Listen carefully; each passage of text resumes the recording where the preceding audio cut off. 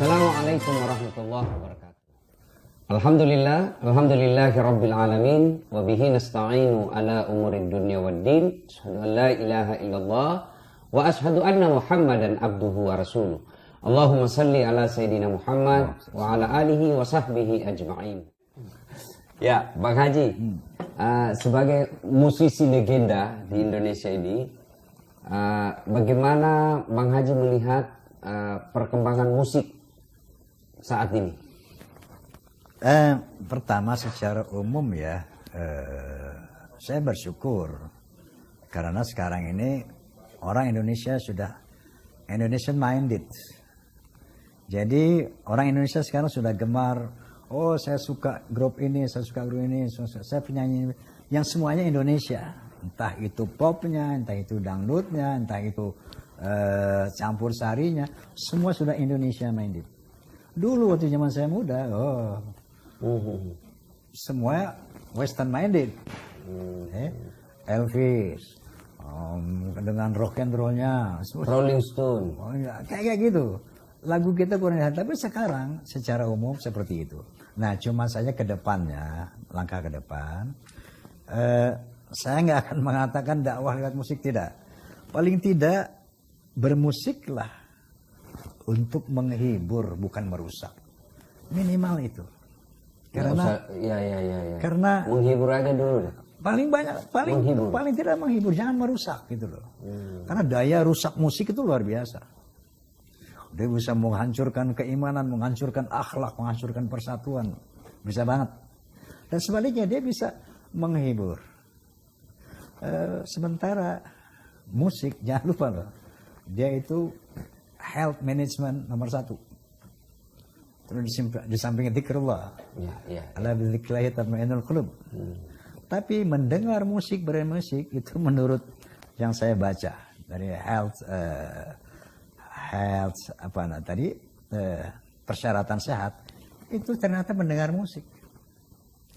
Saya beri contoh.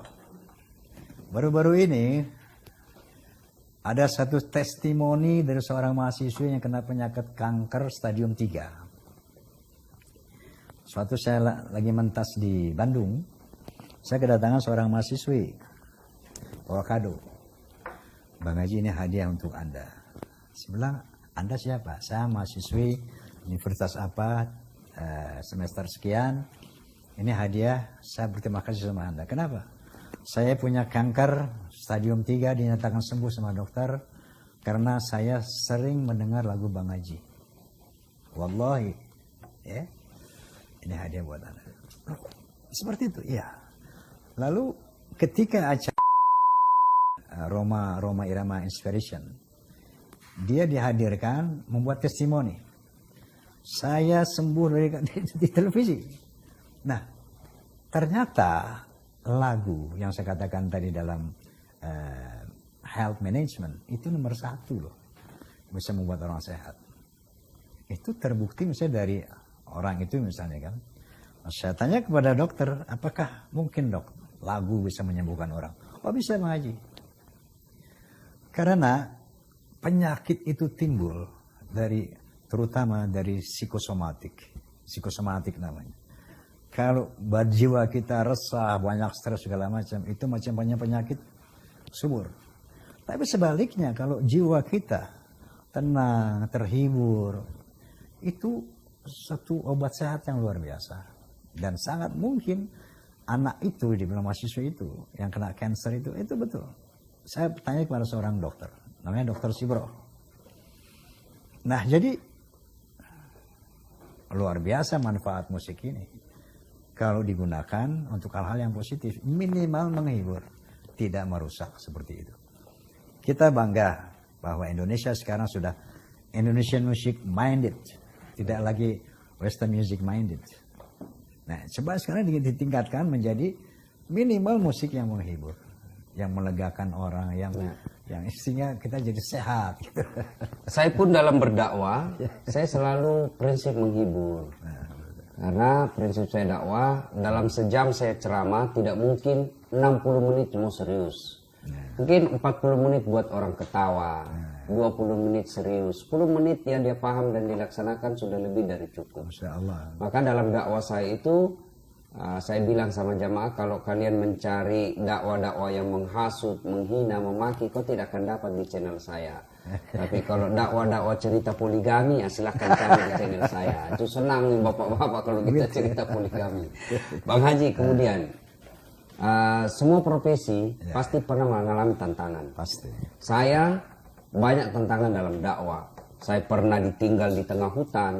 Saya pergi ceramah, sopirnya sungguh tinggal kencing di tengah hutan. Saya turun, dia turun sopir sebelah kanan, saya turun sebelah kiri. Kemudian sopir pergi, dia tidak melihat saya, dia kira saya sudah ada di atas mobil. Jam 1 dini hari. Masya Allah. Jam 6.15 baru dia sadar, tidak ada penumpang di belakang. Kehujanan saya. Masya Ya, Masya Allah. Pernah juga di Kalimantan, daerah Sumatera. Ya, berapa jam ke lokasi acara?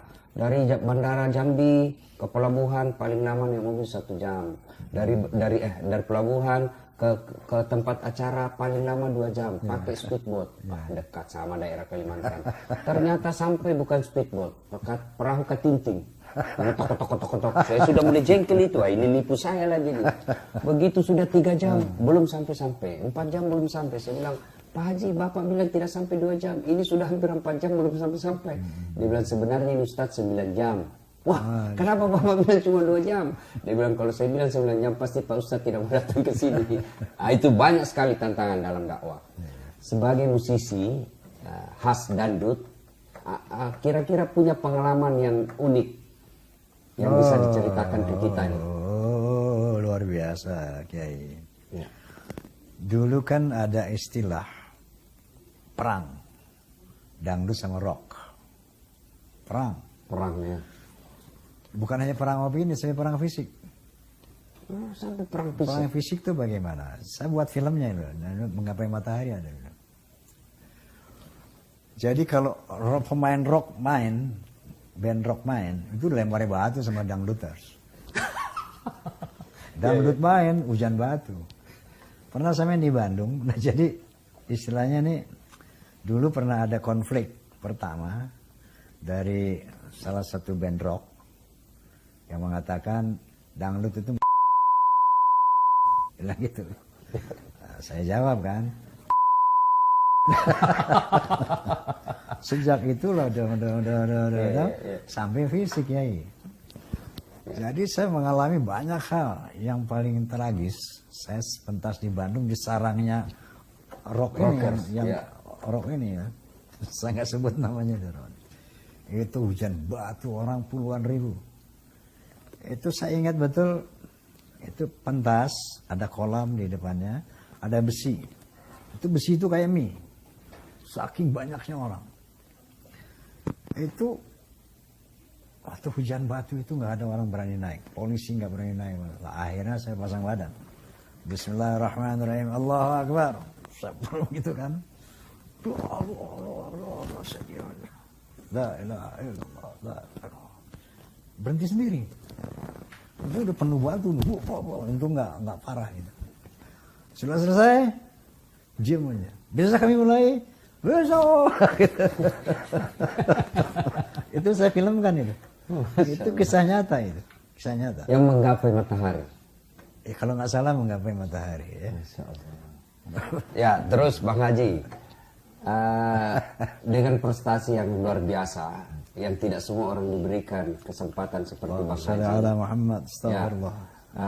Kira-kira apa cita-cita Bang Haji yang belum kecapai sampai sekarang ini?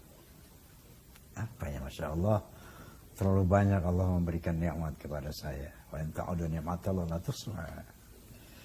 Ya, saya ingin sekarang ini ingin apa yang di sisa usaha ini bisa melakukan amal jariah.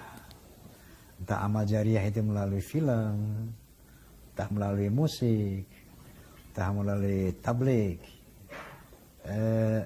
Di sisa usia ini saya ingin sekali tentu husnul khatimah, itu cita-cita yang kita dambakan semua saya rasa.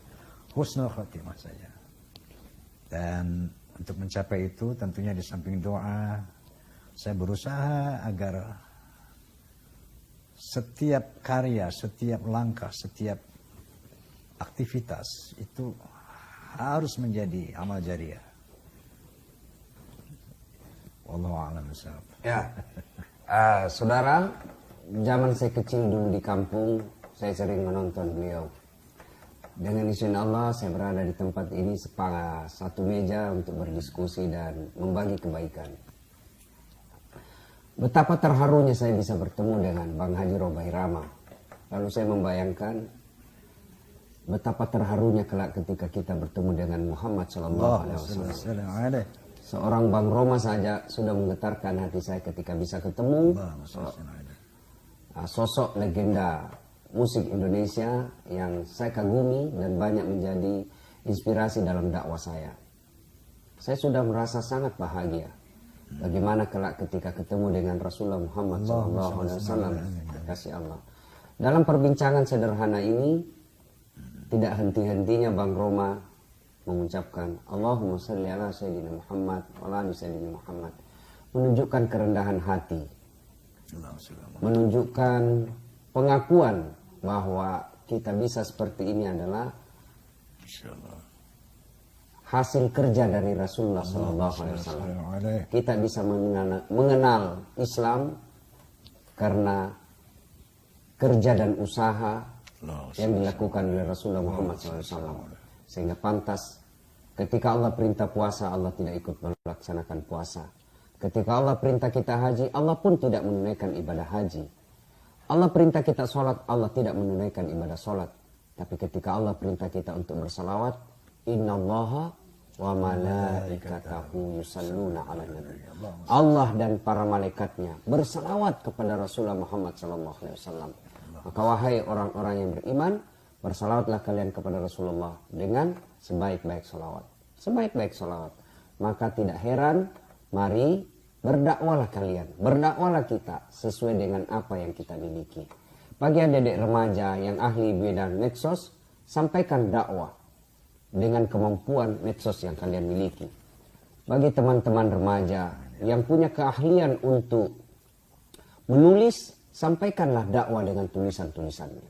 Bagi saudara-saudara sebangsa dan setanah air yang Allah titipkan amanah menjadi politisi, dakwalah melalui politik.